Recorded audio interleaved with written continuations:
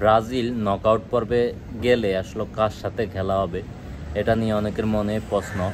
ঠিক আছে, ব্রাজিল দলের খেলা কি উরুগুয়ের সাথে হবে, না আমেরিকার সাথে হবে, না পানামার সাথে হবে, কার সাথে খেলা হবে যদি ব্রাজিল নকআউট পর্বে আসলে যায়? ব্রাজিল যদি নকআউট পর্বে যেতে পারে দল হিসাবে, তাহলে মনে করেন যে ব্রাজিলের সাথে খেলা হবে পানামা বা আমেরিকার যে কোনো একটা দুইটার যে কোনো একটা দলের সাথে। আর যদি ব্রাজিল যদি চ্যাম্পিয়ন না হতে পারে, তাহলে ব্রাজিলের খেলা হবে সি গ্রুপের এই উরুগুয়ের সাথে, যেহেতু উরুগুয়ে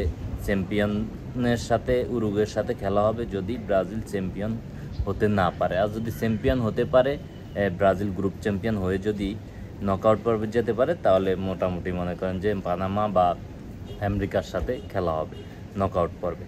আর যদি ব্রাজিল যদি কোনো কারণে হেরে যায়, তাহলে কিন্তু ব্রাজিলের সাথে খেলা হবে উরুগুয়ের সাথে।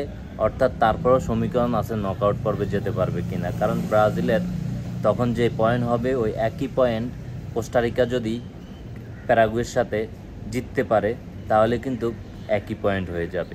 তখন দেখবে আসলে কার গোল বেশি, সেই আসলে নকআউট পর্বে যাবে। এখন এই সমীকরণের মাধ্যমে আছে ব্রাজিল।